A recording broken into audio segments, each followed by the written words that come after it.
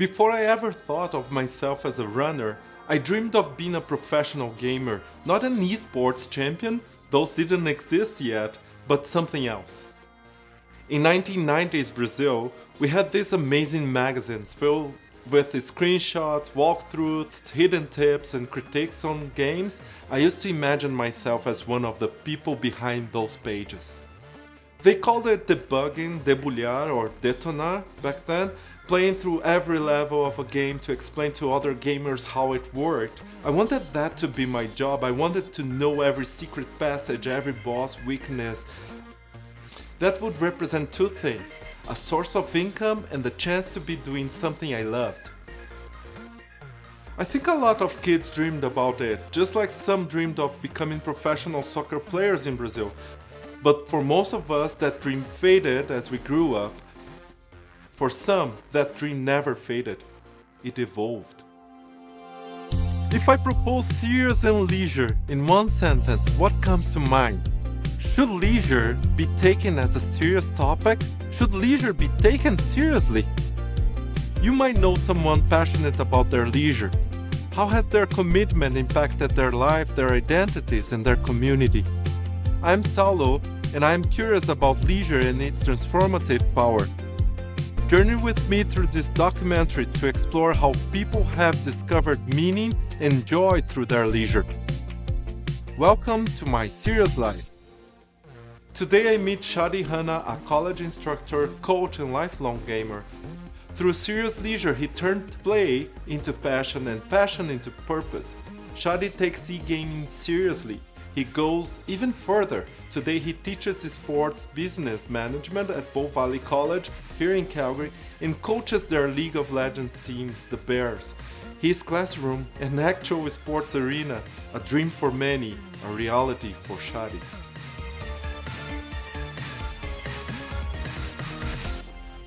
My story in gaming started pretty young.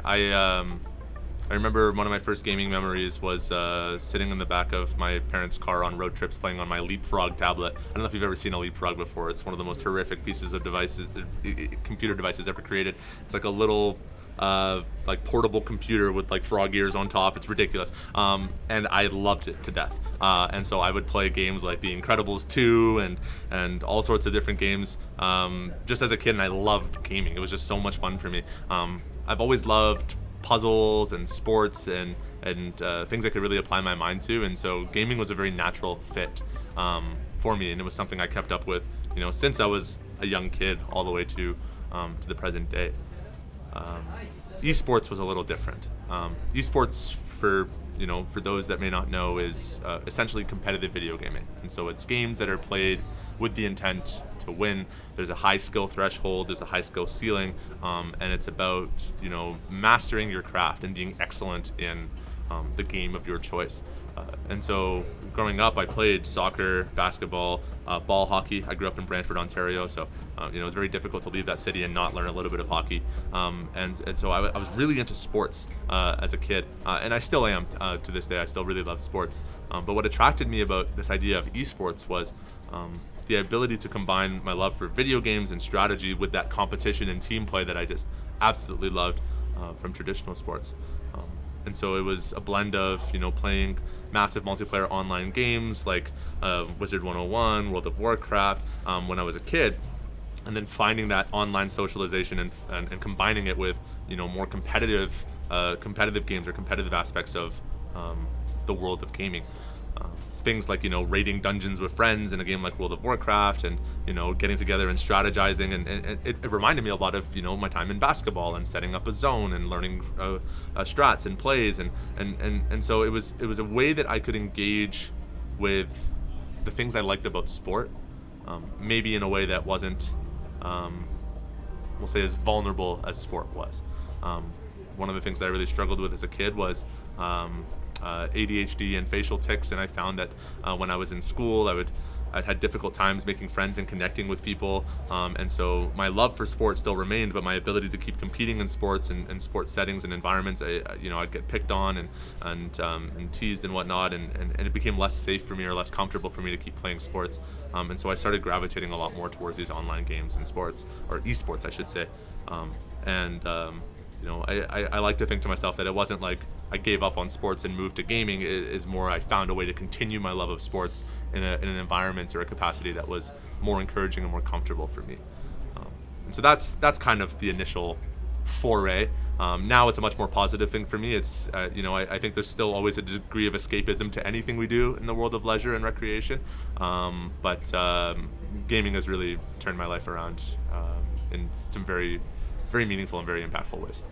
The possibility of combining skills such as strategizing similar to sports, connecting with friends to play and escaping from challenging realities, exploring online worlds, Shadi's trajectory in esports is a great example of how a serious leisure career can lead someone to a professional career in the same field.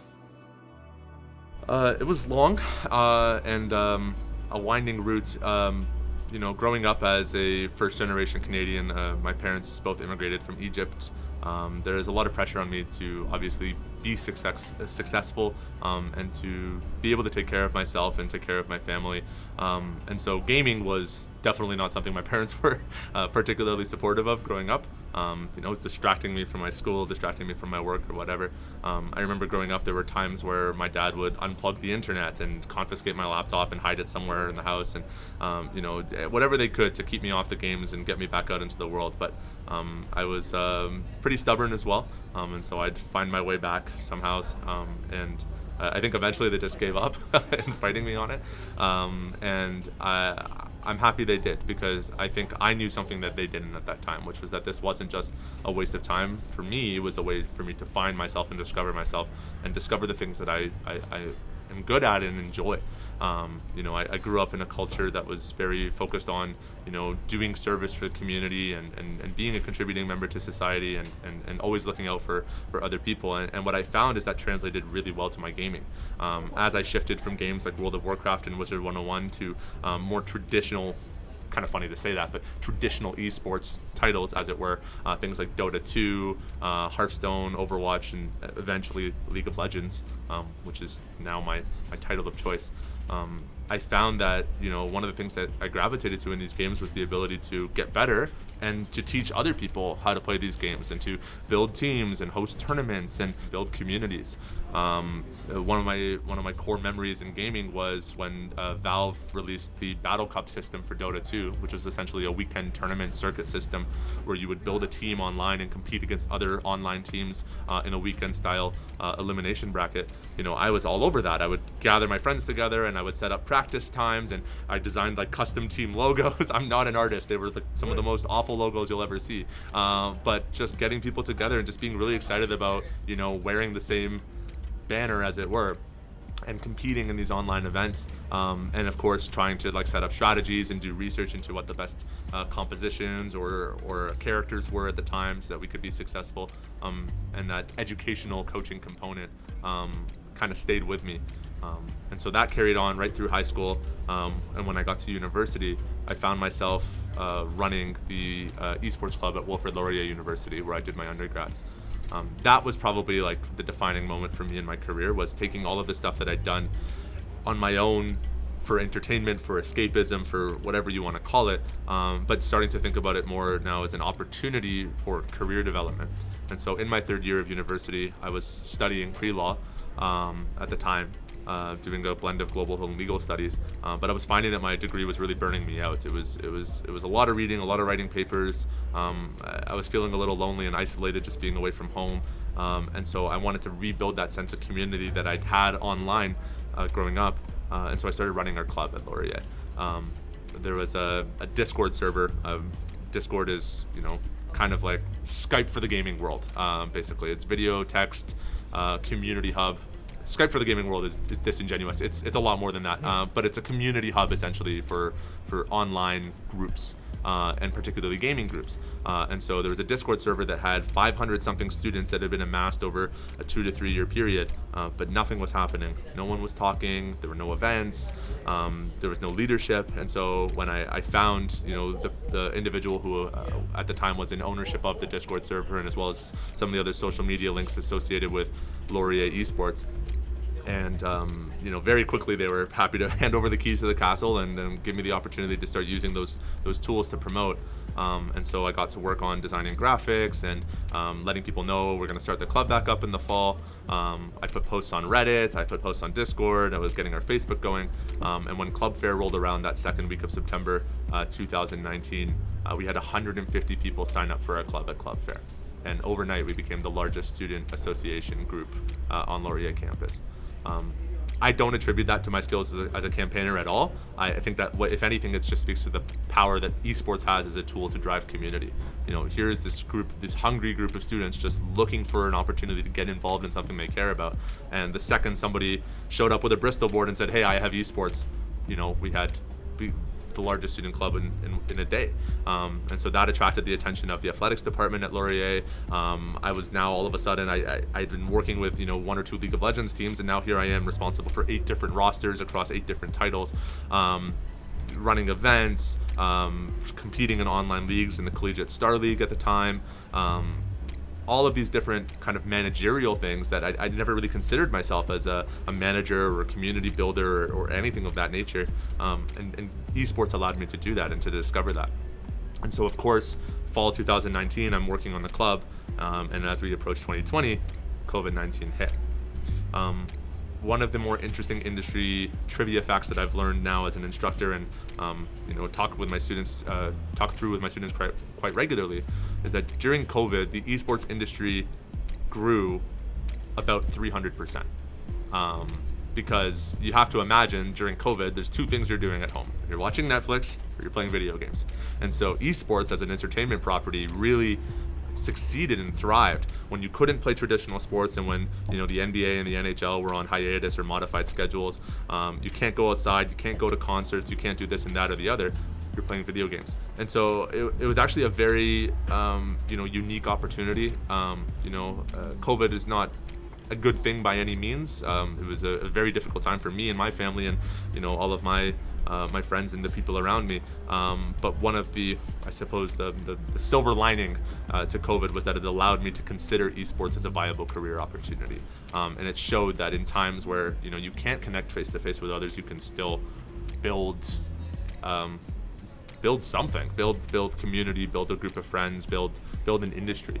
And so I decided, rather than finishing my 4-year degree, to explore what a career in esports could look like. And so at that moment I decided to enroll, and at the time what was one of the first esports business administration diplomas in the country at St. Clair College. And so I registered as a student for fall of 2020.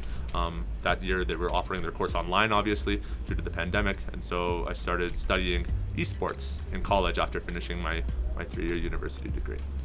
And that was kind of, I suppose, the start to developing a career. Shadi uses the esports arena as more than a stage. It's a lab for collaboration, branding and strategy. Students learn business through e-gaming, and in doing so they reinforce their passion.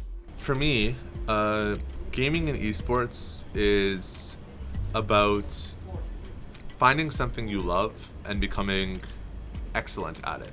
I think oftentimes it's especially from people on the outside that really don't know or understand what this space is. It's a mindless activity that you do to escape reality, and it's compared to I don't know, drug use or whatever. It's this very addictive thing that's going to rot your brain and prevent you from developing into the person that you're meant to be. And I think that's a very surface level, shallow and straight up wrong assessment of what gaming and esports can be.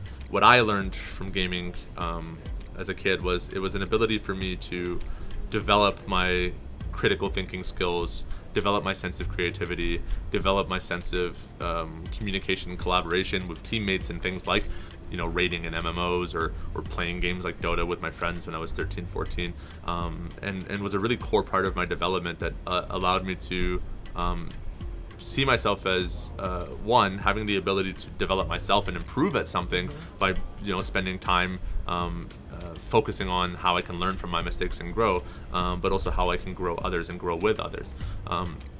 And I think it's quite interesting that, you know, over time we've been able to justify all of this for sport, and sports are a great thing and everyone should play sports, and gaming is bad and we shouldn't game. And so I guess what I advocate for is for people to have an open mind and to see that, you know, the benefits that kids gain from participating in traditional athletics, they gain from being in bands, they gain from being in drama club or chess club or photography, and being able to find something where they can discover themselves through something creative and something unique and entertaining and engaging, that esports and gaming can actually do the same. You know, and so that work that I started in Fort McMurray with the schools, the high schools, and doing those school-based tournaments and leagues, I've since continued since relocating to Calgary, and I've now actually gone provincial. In January of this year, I founded the Alberta School Esports Association, and you know, we've been running online leagues for kids all across the province, competing in games, computer games, as well as traveling to nearby cities for Super Smash Brothers tournaments.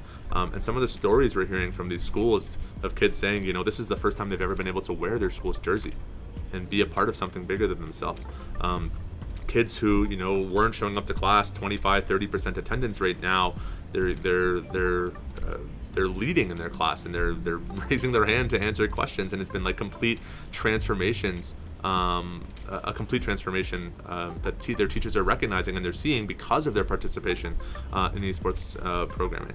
And so I think sometimes games get demonized because they're you know, a sedentary activity, and you know, I certainly don't promote to our students that they should be sitting at their computer for 8 hours a day like I did when I was a kid and battling my depression and anxiety. That's not what I'm here to do, but rather to show people that in moderation, just like anything else in life, gaming can be an incredibly valuable tool to a child's development, and potentially, like me, could even become the source of their career, and you know, the ability for them to provide for themselves and their family in their adult life.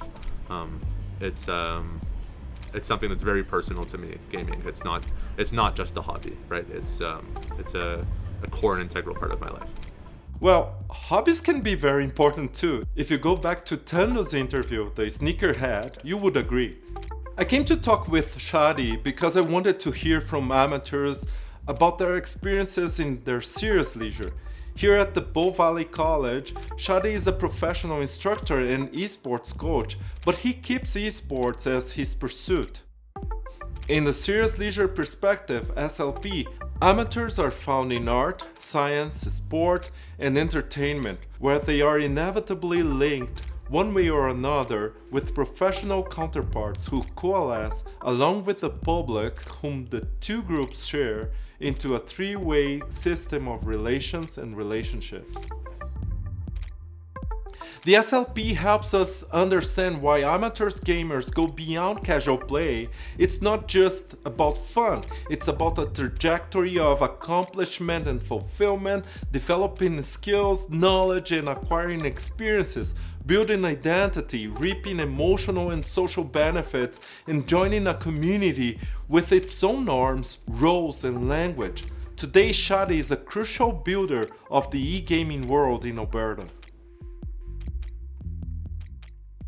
In addition to my work, some of the other opportunities that were presented to me, I had the ability to get connected with the Alberta Esports Association, which is a provincial nonprofit group that supports esport communities across the province. And so they have a variety of networks or communities within their network for Super Smash Brothers, for Splatoon, for Tekken and Street Fighter, for some PC-based games as well, and trying to connect and coordinate events. And so I got to work with the Alberta Esports Association in developing the collegiate and scholastic scene here in Alberta, and so that took me to running intercollegiate tournaments for, you know, post-secondary institutions across the province. that led me to attending roundtables with teachers and educators from across the province that were starting to think about how they could build esports into their schools and help their kids get access to some of the scholarships that I was offering at Keano, for example, and how we could start building this talent development pipeline in the province to prepare kids for these future opportunities in esports, should they have the talent and the desire and the willpower to do so. And so that was a lot of fun. And what I found in my career is, I'm just thinking about it now, is I've always gotten a job and then started doing something on the side, and then liked the thing I was doing on the side way better than the job I was doing. And so that's kind of what happened at Keano too, is I loved working with varsity teams, but I realized that there's so much more potential in the scholastic development space, that one of the initiatives I started before I left, before I ended up leaving Keano in December of 2023, was getting all of the high schools together to run a scholastic league in Fort McMurray.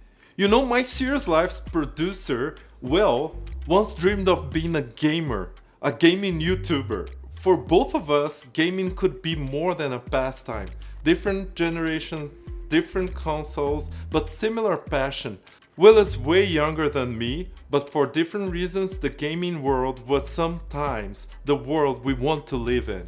The notable industry jargon here is solo queue. This is how most people interact with gaming. Is you log onto your computer, you log onto your device, and you play by yourself and get match made against random players in the world. Think about it like street ball, but every time you show up to the court, somebody's there to play, right? That's probably the biggest difference between esports and sports, is that you don't have to coordinate an event to get into a match. The game service provider will set you up that way. And so the majority of the way that people interact with gaming and esports alone at home is through this solo queue mechanism. You queue up either all by yourself or with a couple of friends, and you get matched up against other players of a relative skill with you. And so the professional scene right now, the significant majority of players that are getting recruited into amateur spaces or professional scenes are players that have progressed in solo queue through their ranked matchmaking modes. They've hit the top of the leaderboard. They're players that have some significance associated with their name from their performance as individuals, and they're playing professional esports. To use the street ball analogy again, that would be like the best kid at your local basketball court is getting picked up to play for the Raptors. It's a very unique approach to talent recruitment and talent scouting.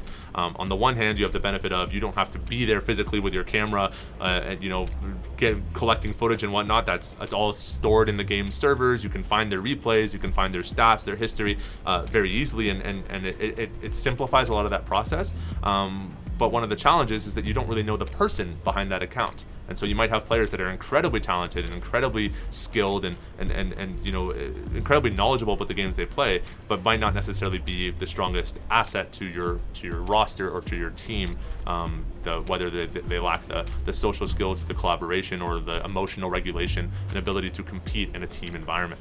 And so that's another big reason why I'm so into the scholastic and collegiate space, is that I think by being able to provide esports programming to kids when they're 7, 8, 9, 10 years old, starting off their career development at that age, by the time they're 17, 18 and they're nuts at the game that they play, they're also decent people as well, and can juggle that responsibility of being a talented player, but also being an effective brand ambassador and a good teammate. And so that's a big area of weakness for the amateur professional space of esports right now, is every now and again you'll get lucky and you'll find a player that has all the right characteristics and qualities and everything that you're looking for, but esports struggles a lot from what we call roster mania, where a team will exist for 6 months and then all of a sudden, interpersonal dispute, the team blows up and everybody starts looking for a new team to play for. And I think it's one of the reasons why the industry has struggled to kind of grow at the pace that maybe we would hope or expect, is there's just so much change, and a lot of it is honestly due to a lack of maturity from people participating and competing in the space. Here is what makes C-gaming unique in the realm of serious leisure. Its special world exists on 2 levels. In a physical world, there are tournaments, cosplay, fan conventions, associations like the Alberta Scholastic Sports League funded by Shadi, for example. But there is also a world that exists only virtually, populated by characters like Hatsune Miku, a Japanese character who don't exist in real life, yet still become icons in pop culture. The e-gaming world has been explored by many scholars, and one promising concept is of co-creation that could be associated with the SLP. From that, we can think about how our physical world may influence and be influenced by the online world in a dialogical relationship. Based on that, it seems predictable that some social issues would be reproduced or echoed in the e-gaming world. Female participation, for example, is a concern in esports.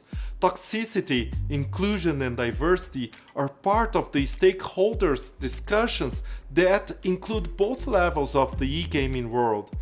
How are female characters represented in gaming?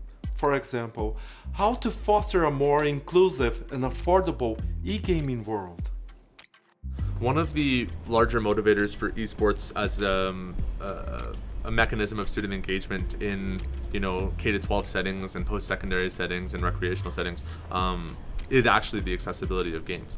Now, there's two perspectives on this, right? On the one hand, a soccer ball costs $5 at Walmart, and the cost and the affordability of being able to get a soccer ball is way easier than getting a PlayStation or a gaming device, don't get me wrong, but at the same time, to play soccer you need to be physically able. To play soccer competitively, you need to be matched up against people that are of similar size and strength as you. There's concerns around co-ed sport and some of the risks to women and marginalized genders in co-ed environments, and so sports, despite being incredibly accessible, are oftentimes incredibly inequitable. One of the things that I was always told growing up is, oh, you're so tall and you got big shoulders, you should play football or basketball, right? And that was a gift that I had because of the size that I was born with. But if you weren't like me, and you wanted to play football, you're gonna go out there and you're gonna get crushed, right? And you're gonna get hurt and seriously injured and concussions and whatnot. And these were the stories that I heard growing up. That doesn't strike me as equitable. And so it's on the flip side with esports, yes, there's certainly a cost barrier, and there are certainly issues with toxicity and machoism and all of these issues that I know that the industry is slowly taking steps to address. But at its core, there is nothing about who you are, what you look like, and your capacity, your physical capabilities that would prevent you or discourage you from being able to play games. When I log onto my computer and you log onto your computer, I don't know who you are, you don't know who I am, and it doesn't matter. All that matters is your ability to play. And that is a beautiful thing, is to have a sport or a competitive venture in which you are not prohibited by your shape, size, color, or gender. That is a really fantastic thing.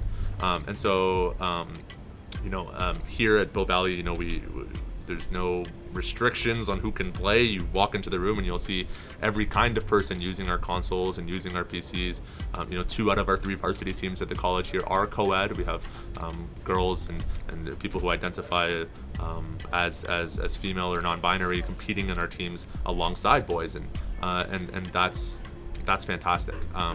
It was something that you don't really see a lot of in traditional sports growing up for a variety of reasons, many of which I do think are legitimate, but ultimately there are barriers for participation, biological barriers for participation in sport that you just don't have in esports. So I think where the industry struggles currently right now is in regulating some of the risks online with people playing online games and the lack of repercussions potentially for saying things or creating unsafe or hostile environments. Those are real problems. I'm not going to pretend that they don't exist. But I think at its core, there is nothing about gaming as an activity that prevents anyone from playing, no matter who they are or what they look like. Whether in pixels or person, the world of e-gaming offers community, identity, and purpose. In a world shared by amateurs and professionals, not to mention hobbyists, the possibility of transitioning from a leisure career to a professional career may sound appealing to younger generations. The idea of becoming a digital influencer, such as a gaming YouTuber, may be an alternative pathway. Exploring Shadi's experiences opens up new possibilities for expanding the serious leisure concept, particularly from the various dimensions and levels a serious leisure world can involve. The intricate social dynamics within this leisure invite us to explore even deeper. As we journey forward, I'm filled with anticipation for what lies ahead, knowing that each moment holds the potential for growth and discovery. Could we find more people in activities that would blur the limits between leisure and work? Let us embrace this adventure together, uncovering the richness of the activities, connections, and experiences that inspire us.